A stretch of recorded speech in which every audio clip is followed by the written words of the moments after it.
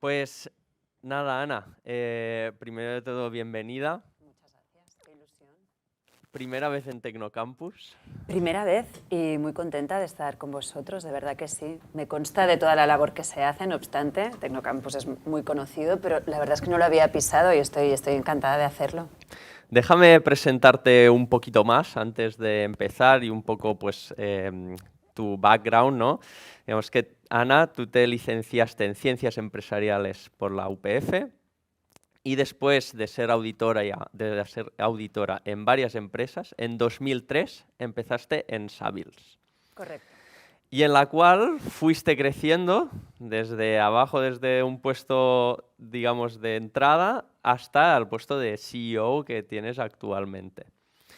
También tienes responsabilidades en más de 10 consejos de administración y juntas directivas, que hablaremos un poco, no de todas, porque hay muchísimas cosas, pero sí que tocaremos algunas así de pasada, ¿no?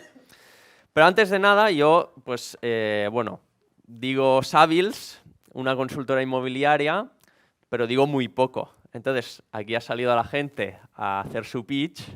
Entonces, como no, pues si tenemos aquí la CEO de Savills Barcelona, si te dijera que me resumieras Savills en un minuto, ¿qué me dirías?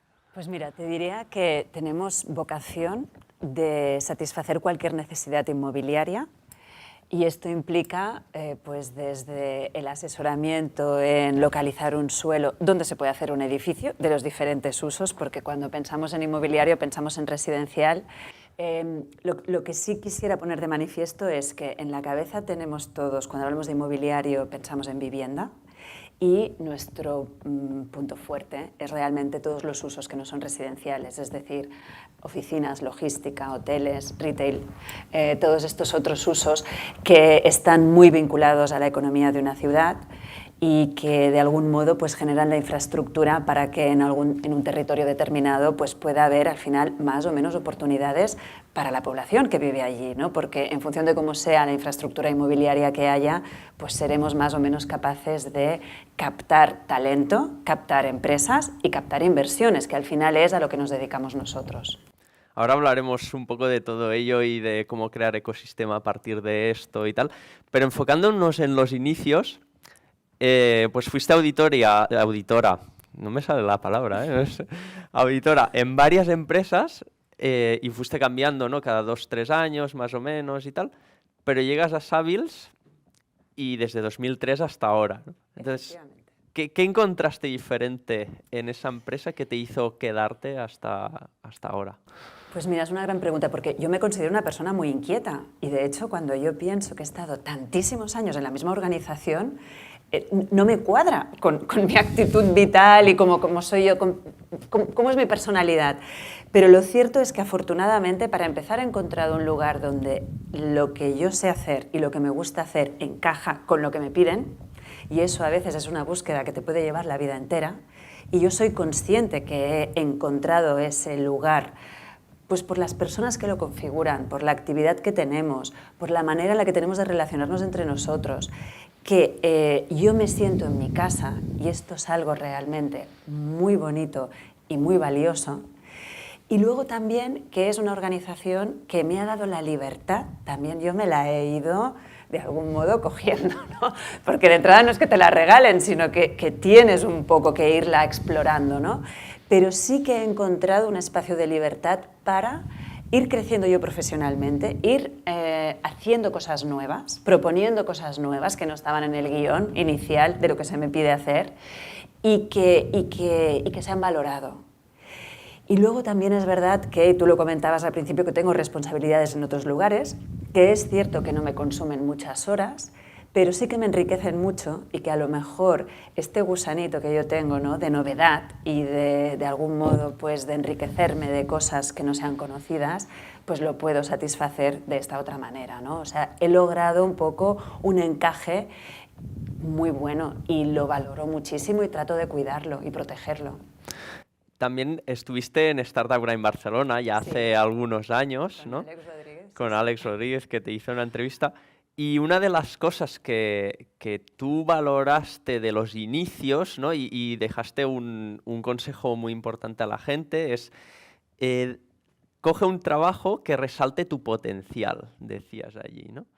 Entonces, a veces es difícil averiguar cuáles son tus mejores habilidades, ¿no? Un poco. ¿Y qué recomendarías hacer para encontrar más fácilmente ese puesto que te... A ver, es complicadísimo y yo cuando hablo con gente joven, incluso con niños menores de edad que tienen muy claro que quieren ser médicos o que quieren ser artistas, pienso, tienes una suerte increíble porque toda tu energía, toda tu ilusión, incluso las horas de formación de esta informal que todos podemos tener, las tienes ya muy bien enfocadas. Y todo esto es algo que, una ventaja enorme que tienes en relación al común de los mortales, que yo estoy en ese paquete, ¿no? Que no sabíamos muy bien a qué dedicarnos. Entonces, esta exploración yo creo que la tenemos que vivir sin angustia, al revés, incluso hasta como un juego, ¿no? Irte a ti mismo poniéndote en situaciones diferentes y tratando de ver dónde te sientes más cómodo, dónde eres más valorado, dónde en un momento dado pues, puedes aportar más, porque cuando se da todo esto es cuando todo fluye, porque recibes el reconocimiento y entonces tú hasta estás más motivado a aportar más, ¿no? Y es una retroalimentación muy positiva. Pero yo lo que diría, al menos a mí lo que me fue bien fue no cerrarme en ya tomar una decisión que de algún modo ya te marque, ¿no? O sea, al principio pues no tenía ni idea de qué estudiar, pues bueno, algo genérico, ciencias económicas y empresariales, ¿no? Acabo la carrera, no tengo ni idea de qué voy a hacer, bueno, pues algo genérico, como es auditoría. La auditoría también de algún modo te permite explorar muchos sectores económicos, muchas maneras de trabajar diferente y tú ahí ves nutriendo y ves observando y ves viendo dónde puedes acabar encajando más. De hecho, mi paso en Savills, que antes nos llamábamos Aguirre Newman, ¿no? En aquel momento, de hecho Savills es una empresa de nuestra competencia que nos compró hace 5 años justamente y ahora somos Savills, pero mi historia se inició en Aguirre Newman, pues tampoco tenía una vocación por el inmobiliario en aquel momento muy clara. Me gustaba la consultoría, me gustaba el servicio al cliente y sí que es cierto que auditando de todos los sectores que vi pasó una cosa un poco mágica y es que empecé a auditar empresas que estaban actuando en 22@, cuando 22@ tenía 3 años de vida. En concreto una, que era la que estaba haciendo, la que conocemos como Torre Akbar, que se llama Torre Glorias actualmente, y aquello yo vi que estaba teniendo un impacto en nuestra ciudad muy transformacional, que tenía una ambición muy grande de traer empresas tecnológicas, en aquel momento no se hablaba de digitales, sino de tecnológicas, y que prácticamente no había en nuestro tejido empresarial y económico, pero se tenía esa ambición. Entonces, formar parte de algo que al final reconfigura tu ciudad y tú estás ahí como un actor más, colaborando con muchos otros actores, fue lo que me tiró hacia la consultoría inmobiliaria. Hablaremos un poco más también de 22@, tengo algunas preguntas para ello. Yo que vivo en Poblenou, pues lógicamente. Pero antes de nada, comentábamos antes el hecho de que como consultora inmobiliaria, Savills pues, ayuda a generar ese ecosistema empresarial y crear estructura. Entonces yo, aparte de 22@, que sé que Savills digamos, tiene es un actor ahí, tiene una repercusión, ¿nos podrías decir algunas acciones, otras concretas que esté llevando a cabo Savills para ello, para esa creación de ecosistema empresarial, creación de estructura? A ver, nosotros al final somos vendedores de este territorio. Es así. Nosotros lo que hacemos es muy a menudo convencer a empresas que están pensando dónde ubicarse y que nos ponen a competir con otras ciudades. Nosotros somos el equipo que defendemos la camiseta territorial de aquí y estamos cargados de argumentos para tratar de que esas empresas vengan. Entonces nosotros sí, estamos, de algún modo esa es nuestra labor, ¿no? Lo hacemos también con esa vocación de propósito, porque somos muy conscientes, porque lo hemos vivido en 22@, ¿no? Ahora han pasado 22 años desde su creación y lo que ha supuesto es un impacto increíble, ¿no? Pero nuestra vocación es esta, el de algún modo que aquí pasen cosas interesantes, porque al final nuestro negocio va muy atado a que pueda haber más oportunidades para la sociedad y nos lo creemos, lo tenemos muy asumido. Cosas concretas que hacemos, y yo me dedico mucho a ello, pues estar en muchísimos ecosistemas diferentes que hay a nuestro alrededor. Afortunadamente Cataluña tiene una vocación muy asociacionista, hay muchísimas asociaciones del ámbito empresarial y económico, pero también del ámbito social, del ámbito cultural, y yo procuro estar en estos entornos, en la medida de lo posible conectarlos, porque esto es fundamental para que sucedan este tipo de cosas, y nutrirme de todo lo que está pasando aquí. Esta es un poco la labor que estamos haciendo y que somos muy creyentes de que tiene un impacto positivo. ¿Y qué piensas que los que estamos aquí o los emprendedores del público pueden hacer para ayudar a esa creación de ecosistema?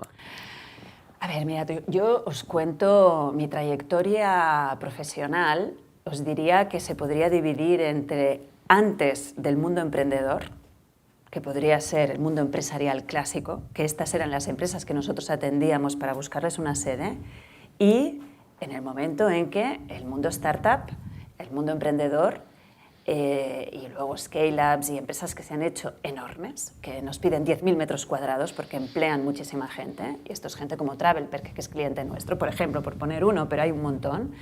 Y yo os diría, mi carrera profesional se divide entre antes y el después de vuestra aparición. Entonces, para nosotros ha sido maravilloso porque habéis refrescado el tejido empresarial y económico, aportáis perfiles mucho más diversos, contratáis y tenéis un discurso muy interesante, que de algún modo casi, no siempre, pero muy a menudo, el espíritu emprendedor cala a todos los que están trabajando en esa organización, aunque no sean los fundadores. O sea, habéis aportado cosas muy interesantes. ¿Qué os pediría, qué más se puede hacer? Y a lo mejor desde Startup Grind podéis ayudar. Yo lo que encuentro a faltar es algo que os pondría en otra liga, que es un discurso más de impacto social. Más creeros en lo que estáis aportando, tener conciencia de ello y incorporarlo en vuestro discurso. Vale, bueno, ahí queda esa reflexión para todo el ecosistema emprendedor de Mataró también. Por supuesto, por supuesto. Hablábamos un poco de 22 arroba. ¿Es un referente? Es decir, ¿se va a replicar o se está replicando 22 arroba en otras ciudades del mundo o a nivel local? A ver, voy a hacer un poco la chula, que 22 arroba no es creación nuestra ni muchísimo menos, ¿no? Pero a ver, todas las ciudades quieren tener 22 arroba. Esto es así, porque ha sido un caso de éxito muy especial. O sea, de ser un territorio que solo representaba el 4% del PIB de la ciudad ha pasado a ser un 17% en un periodo relativamente corto. Estamos hablando de 15.000 empresas, 150.000 profesionales, que además casi todos intensivos en conocimiento. O sea, es una aportación muy interesante, que surge de una buena decisión urbanística. Es decir, el sector público es fundamental para que toda esta magia suceda, y luego un sector privado que, ante esa buena planificación urbanística, apuesta poniendo dinero para hacer edificios y luego las empresas ocupando esos edificios y contratando talento. Entonces, para que todo esto se dé, claro, esto es maravilloso, todas las ciudades lo quieren y todas las ciudades están tratando de hacer su zona de nuevo desarrollo, y muy a menudo con historias algo parecidas a las de 22 arroba, porque la historia siempre es la misma. Una zona industrial se queda obsoleta con el tiempo, las industrias que realmente tienen capacidad se van a polígonos industriales o se van a plantas más modernas, y lo que empezó siendo una zona industrial empieza a degradarse. Entonces, ¿por qué 22 arroba ha triunfado de esta manera tan espectacular y por qué es tan difícil que suceda espontáneamente en otras ciudades? Bueno, pues porque allí se da toda una serie de circunstancias muy especiales que tienen que ver con el urbanismo y con la configuración de ese territorio, que es un barrio de verdad, hay metro de verdad, hay una Rambla del Poblenou, que hay restaurantes, tintorerías, hay vida de verdad. Entonces, todo esto, si al lado de manzanas que efectivamente estaban degradadas y obsoletas, les cambias el uso y posibilitas que ahí surjan empresas nuevas y además haces como un reclamo de que sean digitales y tecnológicas, claro, ahí es donde surge la magia. Pero es que tú que vives en el Poblenou lo sabes, esto es un barrio real. Tratar de hacer un 22@ en una zona que no tenga esta vida preexistente es prácticamente imposible, porque no se va a dar ese mix de usos mágico de gente trabajando, viviendo, divirtiéndose, yendo a alguna actividad cultural, saliendo a cenar, y esto es lo que teje una ciudad que hace que el talento quiera trabajar ahí. A veces, para entrar un poco en el tema del debate que a veces surge, ¿no? De decir, no, es que esas zonas como están dentro de las ciudades deberían ser zona residencial, no debería ser zona empresarial, ¿no? ¿Qué retos debe afrontar una zona como, por ejemplo, 22@ para que no se desaproveche la zona, digamos, o el espacio cuando, digamos, estamos fuera del horario laboral, ¿no? Digamos. Sí, a ver, aquí varias cosas muy interesantes que sugiere tu pregunta. La primera es que esto es así, tenemos un problema de acceso a la vivienda porque falta vivienda. Falta vivienda, tenemos que producir más vivienda. Entonces, la decisión fácil, urbanística fácil es, oye, todo lo industrial obsoleto lo convertimos en vivienda. Vivienda. Oye, y esas viviendas se hubiesen alquilado y vendido sin ningún tipo de problema. Y para el promotor inmobiliario, para lo que es mi sector, era lo que deseaban, porque es sota, caballo y rey. Hubiera sido un buen final de esa zona, ¿no? Es decir, nada que decir. No resuelves un problema del acceso a la vivienda porque hacen falta muchísimas más viviendas seguro, sí. Que implican además toda la región metropolitana, Mataró incluida, y hasta Vilanova y Vallés, por supuesto. O sea, para resolver el problema de la vivienda tenemos que contar con toda este área. Pero claro, la decisión que se tomó por parte del ayuntamiento, debo de decir que esto cada vez es más complicado con los políticos que tenemos actualmente, por unanimidad, todos los partidos políticos votaron a favor de este gran proyecto y que era arriesgado, porque no era hacer residencial, sino que era decir, oye, vamos a tratar de que vengan empresas, que generen puestos de trabajo. Vamos a hacer fuerte la economía porque esto permitirá, en el momento en que ofreces buenos trabajos, estás teniendo claramente un impacto positivo entre la población de allí, ¿no? Y esto es lo que se consiguió y fue una decisión difícil, porque lo fácil hubiera sido hacer vivienda, pero el impacto ha sido muchísimo mejor. No obstante, falta vivienda. ¿Tiene que haber más en el Poblenou? Sí, sí. Pero el Poblenou tampoco es un lugar que cuando cierras, te quedas tarde tú solo trabajando hasta las 12 un día y cierras la puerta de tu oficina, no te encuentras en un polígono industrial. Hay ciudad. Algunas zonas una ciudad mucho más densa y mucho más consolidada y en otras zonas menos, porque una de las bromas que hacemos siempre es que 22@ no es una zona unitaria, sino que existen 22 zonas dentro de 22@, pero prácticamente. Cada vez se ha ido consolidando más, pero sin duda que haya gente trabajando hace que luego haya residencial. Y no siempre cuando hay residencial hay gente trabajando. Esto es lo que me gustaría dejar. Después te preguntaré sobre Mataró. Lo que pasa que ¿lo conoces Mataró, la ciudad? Sí, no. Tengo la suerte además de tener gente cercana a mí que es de Mataró. Os tengo que decir que además vive en Mataró con mucho orgullo y a mí esto me encanta. Pienso que es muy, muy bonito, ¿no? Llevar la bandera, yo también lo hago de alguna manera, ¿no? Y sí, conocía Mataró. Por supuesto, había venido a auditar, de hecho. Vale. Empresas de aquí de Mataró, sí. ¿Y tienen un buen recuerdo de ti o...? No sé si tienes más información que yo. No, era una pregunta totalmente espontánea. Ay, perdón, a los auditores, que me he puesto muy nerviosa con esto que me has dicho. A los auditores no se nos quería mucho, también os tengo que decir que no éramos aquello a quien estás esperando todo el año. Ya, me lo supongo. Vamos a cambiar de tema. Las preguntas de Mataró te las hago al final, porque siempre al final volvemos a Mataró, siempre. Vale. Pero voy a introducir ahora el tejido asociativo que tú comentabas, ¿no? Y que decías que aquí en Cataluña precisamente hay un importante tejido asociativo y una cultura del asociacionismo. Entonces, para alguien que esté empezando, que sea un emprendedor y diga, ostras, hay todo esto, ¿cómo lo aprovecho? Bueno, hay que ser un poco explorador y hay que estar un poco dispuesto a entrar, orientarte un poco, chequear si es lo que tú estás buscando y si no salir, y tan amigos, tampoco pasa nada. A mí esta labor de exploración considero que es muy estimulante y muy interesante y que tampoco no tienes que ser muy exigente. Es decir, tú cuando picas la puerta a una asociación, sobre todo lo que tienes que pensar es, ¿yo qué voy a aportar aquí? Hombre, si ves que no tiene nada que ver contigo y que no te interesa nada lo que hacen, no, pero en términos generales, yo creo que se trata un poco de decir, bueno, a ver, quiénes sois, qué hacéis y yo cómo os puedo ayudar. Si es que lo que persigue esa asociación o ese grupo o esa institución te parece interesante de entrada.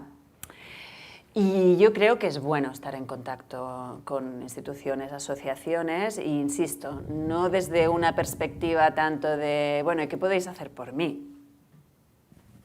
Bueno, sobre todo hay que poner actitud, ¿no?, de querer realmente conocer las personas que están allí y que les motiva para seguir. Es que, a ver, mantener una asociación, tiene que haber gente muy creyente ahí y que pone muchas horas y bueno, y hay que tener un respeto a todo eso porque es algo que te ofrecen de entrada un grupo de personas y un objetivo. Y esto ya puede ser muy valioso de por sí. Es decir, yo lo que diría es, animo a entrar, a meter los pies y a explorar. Yo ahora repasando un poco, tú tienes responsabilidades, hemos dicho, en más de 10 sitios. No os vamos a nombrar todos, pero, por ejemplo, miembro del Consejo Asesor del Tribunal Arbitral de Barcelona, miembro del Comité Editorial del periódico, miembro de la Junta Directiva de PIMEC, que son partners de nuestro evento, mentora en Connector, patrona de la Fundació Museu Picasso. Y ahí voy a introducir a una persona cercana tuya, que es de Mataró, que es Mireia, que hemos hablado con ella, que está hoy aquí, escuchándote. Mucha suerte. Y nos ha explicado muchas cosas de ti, pero bueno, vamos a comentar algunas aquí que nos ha dicho, como que eres una persona muy organizada, metódica y constante. Entonces, esa es la clave para poder mantener ese nivel de participación en tantas asociaciones y tantos consejos. Pues sí. Y te diría, a ver, todo lo que ha dicho Mireia es cierto, pero y te dirías, hasta tengo un punto obsesivo, lo que pasa es que ella es tan elegante que no lo ha dicho, pero es que llevo todo esto muy al extremo. Y te diría que quizá me quedaría con, o sea, lo que yo creo que es más valioso es la constancia. Porque hay veces que te ilusionas mucho por algo, tienes una arrancada muy fuerte, te llenas como de buenos propósitos y tienes en ese momento una energía que es muy bonita y muy poderosa, pero que se va diluyendo. Entonces, es muy difícil construir si no dedicas tiempo. Es muy difícil. Y por tiempo me estoy refiriendo a años. ¡Años! Y a lo mejor este mensaje a una persona muy joven es como, ¡uf! ¡Años! Porque claro, para ellos esto es como muy inmediato porque tienen pocos años de vida, ¿no? Pero es así, o sea, las cosas es muy complicado que surjan de un solo fogonazo. Hay que estar ahí, y hay que estar ahí, y hay que estar ahí, y hay que estar ahí, y hay que estar ahí. También es verdad que lo que comentaba un poco antes, ¿no? Si ves que al final la cosa no cuadra, pues adiós, cierras carpeta y ya está. Pero empieza otra cosa con voluntad de perseverancia. Esto es muy... Es en contraposición mucho en lo que se está ahora de moda, ¿no? Que es la inmediatez y lo de quiero conseguirlo ya, ¿no? Un poco es totalmente lo contrario. Yo ahora, un poco también siguiendo la conversación con Mireia, ella nos contó su primer día en Savills, cuando entró, y que nos dijo que estaba cagada de miedo por conocerte a ti y ver a ver qué iba a pasar, ¿no? Un poco cómo la ibas a tratar, cómo la ibas a recibir, si ibas a hacer muy fría. Sin embargo, fuiste una persona muy cercana, ¿no? Y le dio confianza y, bueno, pues pues hasta ahora, después de muchos años, ¿no? Entonces yo, cogiendo esto y también con el público que tenemos aquí, que muchos son líderes de proyectos emprendedores y que van a ir creciendo, pues quería preguntarte, ¿qué habilidades debe tener un líder empresarial? Pues mira, yo te diría que el líder actual, de lo que requiere el siglo XXI, es alguien que haga equipo. Alguien que sea capaz de generar inteligencias colectivas. Y por ejemplo, es verdad, Mireia y yo trabajamos codo con codo, pero es que yo considero que el liderazgo, sí, soy la CEO, pero es que es con ella y con otros colaboradores que tenemos. O sea, es que lo tengo clarísimo, que tenemos que ser un equipo. Y además me gusta dar visibilidad al equipo para que se sepa que somos un montón de gente. A mí el hiperlíder, esa especie de visionario que es capaz de mover un dedo y que todos vengan detrás, me inquieta mucho, porque yo ese dedo no sé si está bien puesto. Entonces, yo creo que el liderazgo en el siglo XXI va de un equipo de personas que estén conectadas mentalmente, que se respeten entre sí, que se tengan cariño, yo creo que eso también es importante, y que todos tengan voluntad de aportar porque se sienten reconocidos y sienten que lo que van a decir es valioso o va a ser considerado como valioso, aunque por lo que sea, pues al final la solución que se tome sea otra, ¿no? Pero yo creo que si eres capaz de generar esa especie de estado de espíritu entre un equipo de personas, ahí es donde estás en pleno liderazgo. Y para cerrar nuestra conversación con Mireia, ella nos comentaba que tú separas las tareas por misiones, ¿no? Nos decía que siempre lo divides no por tareas, sino por misiones. Entonces, entrando un poco más allá de las misiones... Es verdad esto. Lo decimos así. Lo decís así. Misión. Pues Mireia, a partir de aquí, te lanza una pregunta un poco más profunda, un poco más allá. Y su pregunta es, ¿cuál es tu sueño? Uf, qué bonita. Qué bonita esta pregunta. Pues mira, yo la enlazaría con cosas que han salido ya en la conversación y que tienen que ver con mi profesión.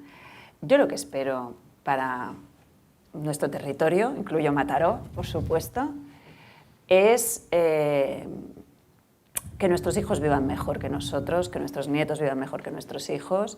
Y esto, pues, tengo la ilusión de pensar que nuestro trabajo tiene incidencia en ello. Por supuesto, la labor de la emprendeduría, mucho más, os diría, mucho más, porque nosotros os estamos dando servicio.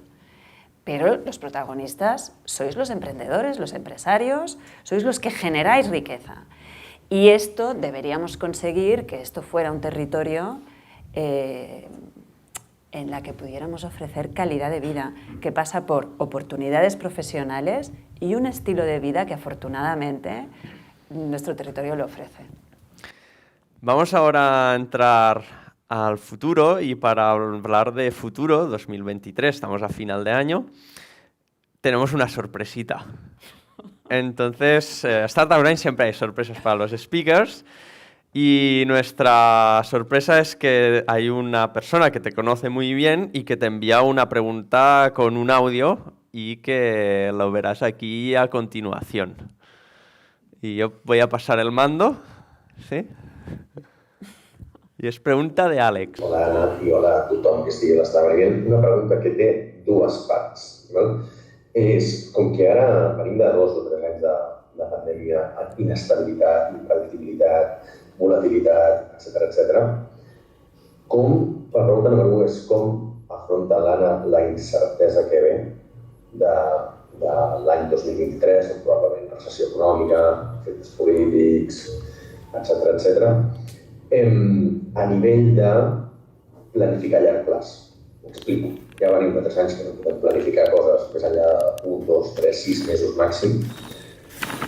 Com afrontem els propers 12 mesos si estem veient que cada cop menys es pot planificar a llarg plaç i s'estan fent moltes planificacions curtplacistes? Aquesta és una. I la segona és, de cara a dintre l'empresa, quina estratègia de lideratge segueix per motivar l'equip, recompensa l'equip que això serà passatger, que durarà el que durarà, però que la seva empresa se'n sortirà. No sé, hem vist molts canvis de lideratge en els últims 2 o 3 anys, no? La vulnerabilitat està acceptada, el líder no és el mateix que fa 10 o 15 anys. Quins canvis, quines estratègies de lideratge seguirà el 2023 en endavant? Gràcies. Estrategias de liderazgo que seguirás, y la otra pregunta era incertidumbre en el equipo. Qué ilusión que se haya hecho presente Alex aquí, te lo agradezco mucho, y le agradezco mucho a Alex que me dirija estas preguntas, como es él, ¿no? También pensadas. Bueno, pues la primera pregunta, incertidumbre, pues a ver, la verdad, ¿cómo lo afronto? Pues para empezar, con mi punto obsesivo de me lo leo todo, lo que me puede dar algo de luz para hacer previsiones, pero luego por encima de todo, justamente ahora que venimos, pues imagínate, de un virus, pandemia mundial, ¿qué previsiones se podían hacer, no?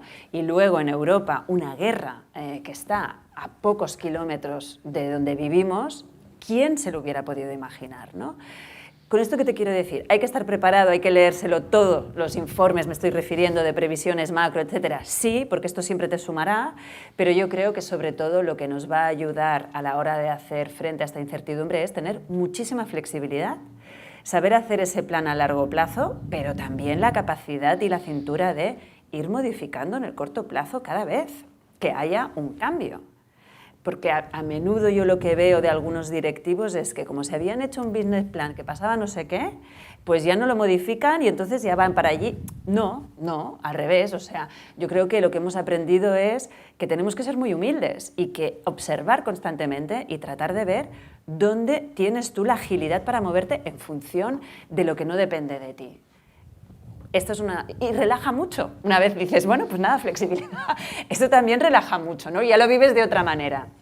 Y en el otro término, ¿no? De cómo vamos a vivir como equipo, ¿no? Cómo voy a tratar de, con nuestro equipo directivo, pues de cómo pasar esto juntos, ¿no? Pues la verdad, yo lo tengo muy claro.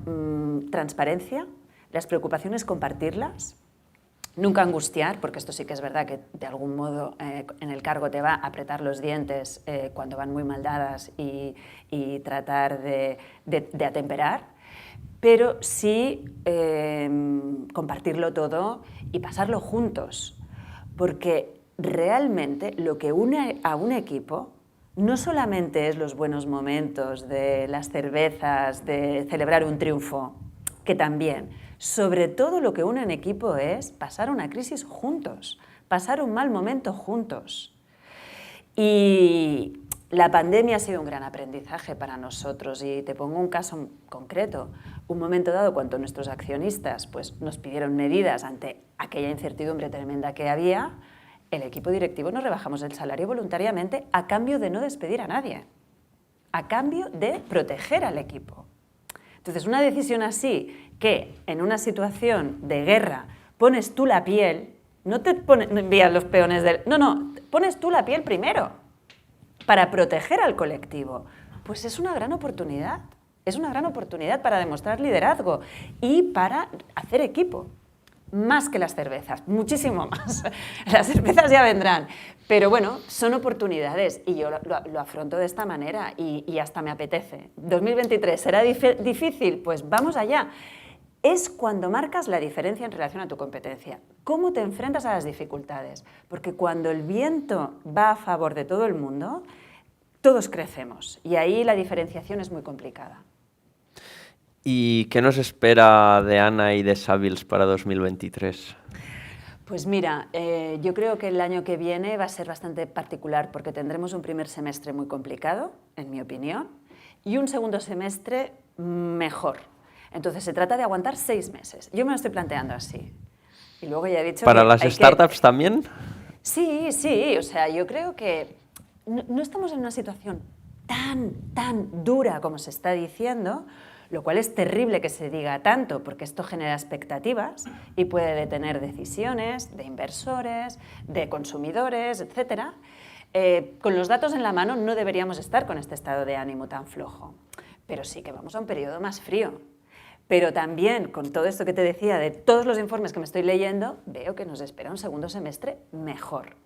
Entonces, bueno, vamos a tener que estar en una situación tensionada relativamente poco tiempo. Ahí queda, ya lo sabéis, los primeros 6 meses, aguantarlos y luego después ya para arriba. Fiesta. Te tendremos que invitar entonces el año que viene, después de los Queda 6 grabado, meses, ¿no? para Además. ver si realmente ha sido así. Si no, todos te van a venir a... Ya entre esto y lo de auditora en Mataró ya no vas a poder entrar. Vamos a entrar ahora en una faceta tuya que no es tan conocida y es la de Business Angel, que también eres Business Angel y has invertido en varios proyectos, algunos muy conocidos. Y hemos hablado con una persona que te conoce muy bien y que es más de este mundo, y que es Carlos Blanco. Sí, claro. Y entonces Carlos Blanco ha querido enviarte una pregunta para bien. ti, y es ¿por qué decidiste empezar a ser Business Angel? Pues mira, para empezar, gracias Carlos, y te voy a contar por qué. Ahora me voy a dirigir a él. Pues fue por ti, fue por Carlos Blanco. Carlos me vino a ver un día y me explicó una PropTech que tenía en mi proyecto. Y yo en ese momento no había invertido jamás, pero me lo explicó de una manera tan bien explicada, y además yo vi que esto podía ser una oportunidad para mí, no de que me fuera bien económicamente, sino de aprender. Es decir, yo ya tuve ganancia desde el primer día, desde el primer speech que me hizo Carlos, porque ya me estaba dando información del sector inmobiliario, del mundo digital. Y yo ya dije, me voy a meter. Y ese es el motivo por el cual empecé a invertir. ¿Y en cuántos proyectos ha invertido Ana? No muchos porque me los miro muy bien. Y aunque he dicho que el retorno lo tengo desde el primer día, es cierto que procuro que sean proyectos diferentes entre sí, porque, a ver, la cadena de valor inmobiliaria es inmensa y necesita muchísima digitalización, porque nuestro sector es artesanal desde el proceso constructivo, pero es que la consultoría, en cierto modo, también era muy artesanal. Entonces, la posibilidad de eficientar todo lo que es inmobiliario es inmensa. Hay ahí una oportunidad muy grande. Te respondo, ¿en cuántos proyectos debe haber invertido? En menos de 10, de 8 aproximadamente. ¿Y qué tiene que hacer alguien que quiera que Ana invierta en su proyecto? Bueno, pues tener un buen proyecto. Yo sí que tengo un criterio de que solo invierto en PropTech, esto sí, porque, a ver, yo soy profesional del inmobiliario, entonces a mí lo que me aporta es, y donde yo pueda aportar, porque yo procuro, en la medida de lo posible, porque no tengo mucho tiempo, pero en la medida de lo posible, si puedo dar recomendaciones de lo mío, pues me gusta también esa labor, ¿no? Entonces, pues nada, pues esta es la respuesta, que sea PropTech y que sea un buen proyecto. Entonces, ¿eres hands-on un poco? ¿Te involucras como...? Mira, me gustaría hacerlo más. Por ejemplo, en la primera que me ofreció Carlos, sí que me involucré mucho al principio. Y cada vez menos. Pero también te diré, porque veo que el equipo tampoco lo necesita, especialmente. Pero evidentemente si me piden algo, ahí estaré. Abrir una puerta, comprender algo del sector inmobiliario, porque yo en eso sí que que estoy fuerte para poderles ofrecer. ¿Y estás en fase abierta de inversiones ahora? Por si alguien del público... Sí, siempre estoy en fase abierta, sí, siempre. Pues si a alguien le encaja, A ver, no pues... invierto mucho, también os tengo que decir. En el sentido de que no pongo tickets muy grandes, pero no quisiera generar expectativas. A veces el ticket no lo es todo, ¿no? Efectivamente. Afortunadamente para mí, exacto, sí. Vamos a entrar ya en la fase final de la entrevista. La fase final, como sabes, ya nos vamos para Mataró. Y hemos hablado mucho de crear ecosistema. Y tú en una entrevista en el diario Ara, que vimos ahí en YouTube, que se puede ver, muy interesante, comentabas la importancia de tratar el territorio de alrededor de Barcelona como un todo, ¿no? Sí. Un poco como un Silicon Valley. Hay speakers que han venido aquí que han dicho lo contrario, ¿no? Que precisamente tener Barcelona cerca es una dificultad añadida para diferenciarse. Entonces, bueno, la pregunta es, a nivel de estructura y ecosistema, ¿qué crees que falta en una ciudad como Mataró para ser más potente? A ver, es una pregunta déjame, no obstante, porque has dado aquí unas pinceladas que son muy interesantes para tirar del hilo.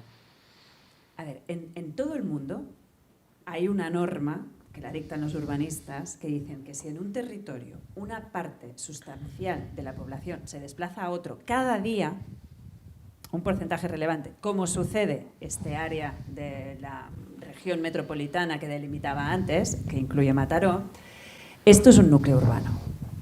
Lo podemos llamar Barcelona, Gran Barcelona, la Barcelona real, le podemos quitar el nombre de Barcelona, pero sería una pena porque es como, no sé, tener a Messi, no llamarle Messi a lo que forma parte de Messi. Es decir, a ver, esto es así, Barcelona tiene un lugar en el mundo y tenemos que aprovecharlo. Y honestamente yo creo que favorece a todo este territorio. Nosotros que nos dedicamos a implantar empresas internacionales, muchas están en Sant Cugat, pero ellos se piensan que están en Barcelona. No se lo digas a alguien de Sant Cugat, no les gusta. Pero yo pienso, ¿por qué? Si tienes la suerte que para ellos es Barcelona, porque si no, no estarían. Entonces, reconozcamos la aportación de Barcelona, es que no hacerlo es absurdo. Y que genera más posibilidades que no menos, yo lo tengo clarísimo.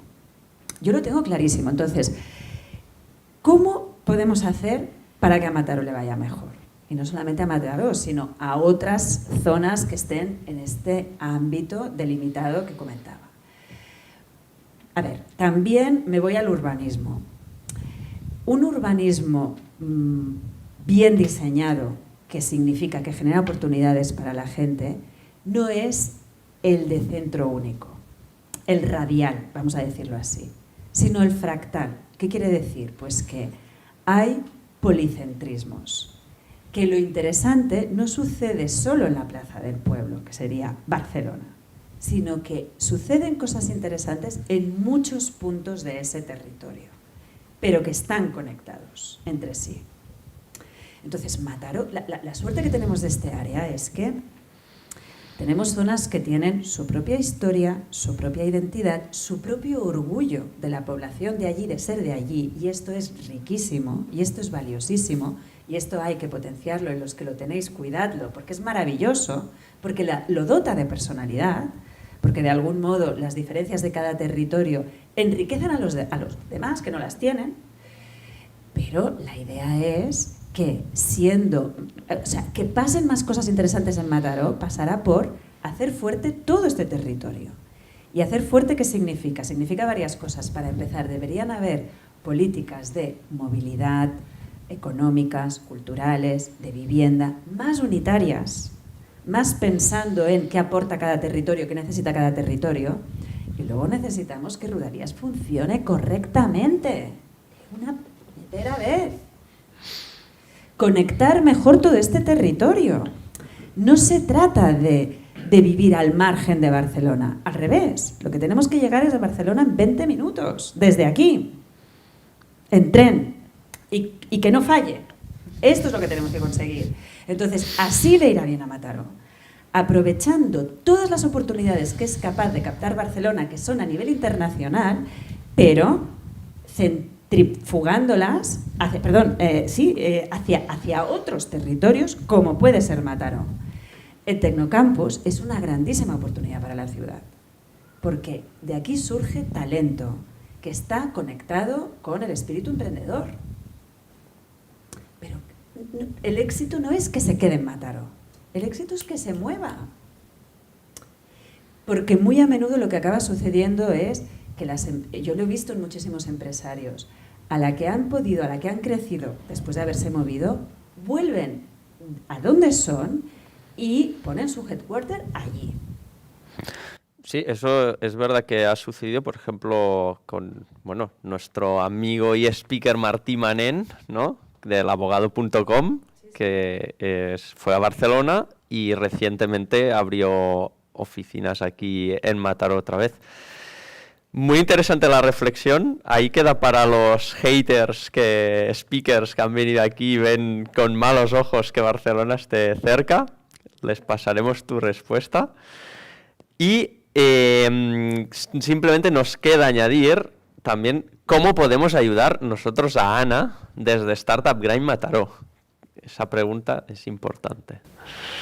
Pues mira, sería muy bonito que cuando vayan viniendo emprendedores aquí, les introduzcas la parte esta que te comentaba de impacto en positivo en la sociedad, ¿no? Más allá de su organización, más allá de sus clientes. ¿Qué más hacen por la sociedad? Es que, de verdad, y vuelvo a lo que comentaba, ¿no? De que mi vida profesional ha sido cuando implantábamos empresas en el mundo tradicional y cuando empezaron a venir los emprendedores.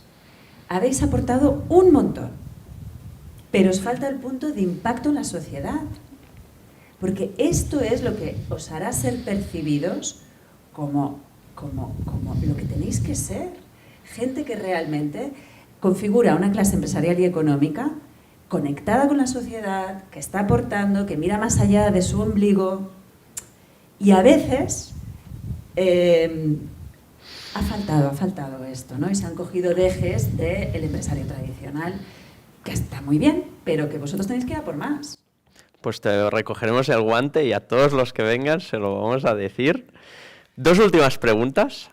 Una es relacionada con tu Twitter, que cada día, si entráis en el Twitter de Ana, vais a ver la foto y un tweet de un cuadro diferente, ¿no? Es una persona que cada mañana, desde hace muchísimos años, bueno, que si la seguís en Twitter, lo tenéis allí, lo veréis. Cada mañana cuelga un tweet con una foto de un cuadro. Entonces, a mí me entra la curiosidad de saber cuál es tu cuadro favorito. ¡Ay, qué bonito! Qué bonito. Pues mira, te diría que casi cualquiera de Picasso. Yo soy una loca de Picasso.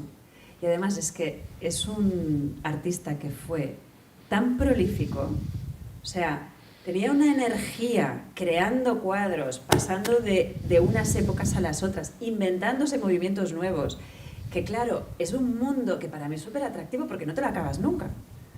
Y me costaría mucho elegir un cuadro, pero lo que sí que tengo claro es que sería de Picasso. Muy bien. Y última pregunta, se hacemos a todos los speakers, es: si fueras un helado, ¿de qué sabor serías? Hombre, a ver, está clarísimo, ¿no? Si se puede elegir sabor. Se puede elegir. Chocolate, ¿no? Chocolate. Algunos nos han dicho chocolate también. Un fuerte aplauso para Ana, por favor.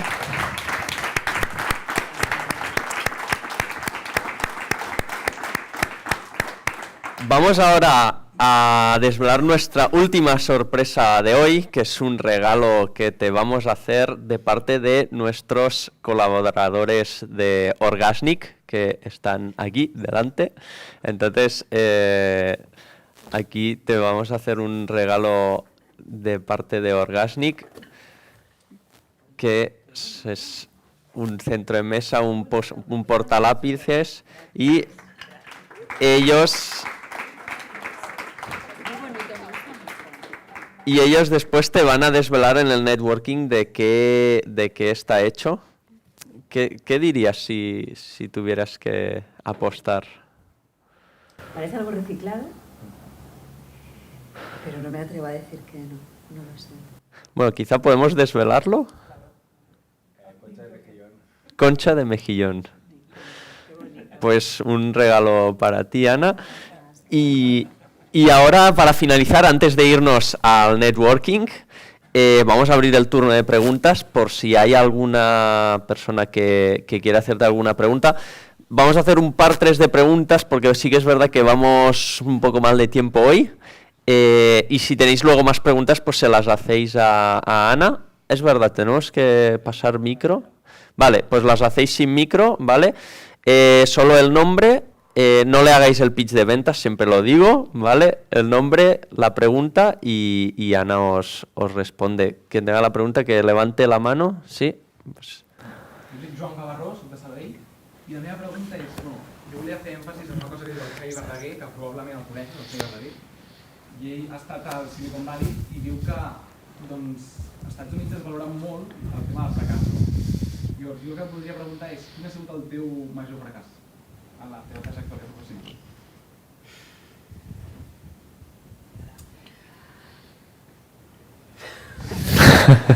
A veure, que he comès molts, No us penseu que aquests silencis és que no és cap error.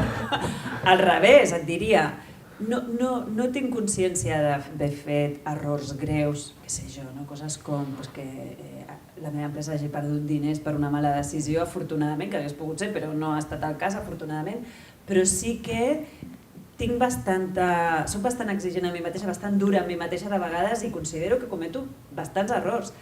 Moltes vegades venen relacionats amb la meva manera de ser, que m'agafo les coses d'una manera tan emocional que si les hagués gestionat més fredor, més tranquil·litat, ho hagués fet molt millor.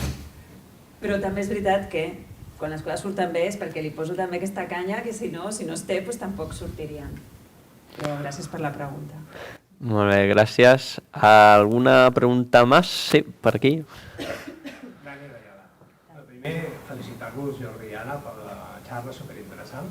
Et volia preguntar, ara estem veient que a vegades hi ha més coworkings, hi ha parcs empresarials, hi ha lloguer, hi ha grans corporacions que fan el gran edifici.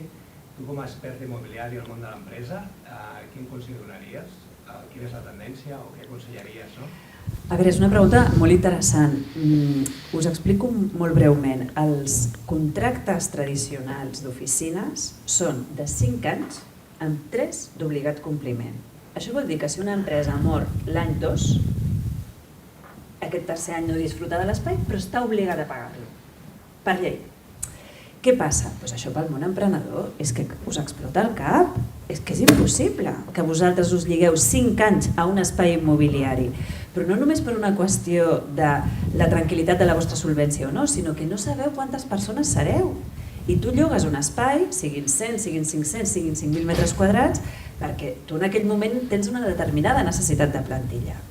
Però justament al món digital, que vosaltres podeu créixer i aprimar-vos tan ràpidament, l'immobiliari xoca amb vosaltres. O sigui, i d'aquí surten els espais flexibles o els coworkings. Per què els diem espais flexibles? Per 2 motius. Per començar, un, la durada del contracte, tu la vas estipulant sobre la marxa, i 2, també, no només la durada, sinó la quantitat de metres que tu pots agafar. Pots aprimar-te o agafar-ne més, és a dir, a vosaltres el coworking d'entrada us va perfecte. O sigui, està pensat per les vostres necessitats. I per això està proliferant tant. I també ha passat que empreses tradicionals, un moment donat, però que treballen molt per projectes, també han vist que per què s'havien de lligar a uns determinats metres quadrats durant 5 anys. Jo li auguro un gran futur al coworking. S'han de fer les coses molt millor, potser encara és massa car, potser encara no dona prou serveis, hi ha de tot, dintre del món del coworking també hi ha gamma superalta, coses molt bàsiques, coses més cares, coses més barates. Encara falta molt per créixer en aquest món, però jo li auguro molt de futur. Però a data d'avui, perquè tingueu la xifra, de tot el parc d'oficines, només hi ha un 4,5% dedicat a coworking. És molt poc, ha de créixer molt més. Ha de créixer molt més. Molt bé, moltes gràcies. ¿Alguna pregunta més per l'Anna? ¿Alguna pregunta más? No, sí, aquí. El tema blockchain i tokenització d'immobles, feu alguna cosa o ho plantegeu? No fem res encara, però és un món que l'estem mirant amb molt d'interès perquè sabem que d'alguna manera ens impactarà, sobretot pel que fa als processos que nosaltres tenim, no? I no estem encara amb això, però l'estem mirant amb molt d'interès. De fet, els nostres inversors el que busquen és el real estate tradicional. A mi m'encanta dir-ho en anglès perquè té aquest punt de l'arrel, d'una cosa enganxada al territori, que és com molt física. I això és el nostre segment ara mateix. Però estem atents per si veiem l'oportunitat, sobretot en el moment que un client aixequi la mà i ens digui jo vull estar aquí, és quan ho muntarem. Però de moment és cert que no ens ho estan demanant. Molt bé, moltes gràcies. ¿Alguna pregunta més? ¿Alguna pregunta más para Ana? No, pues entonces, bueno, llavors anirem ja cap al networking, ¿vale?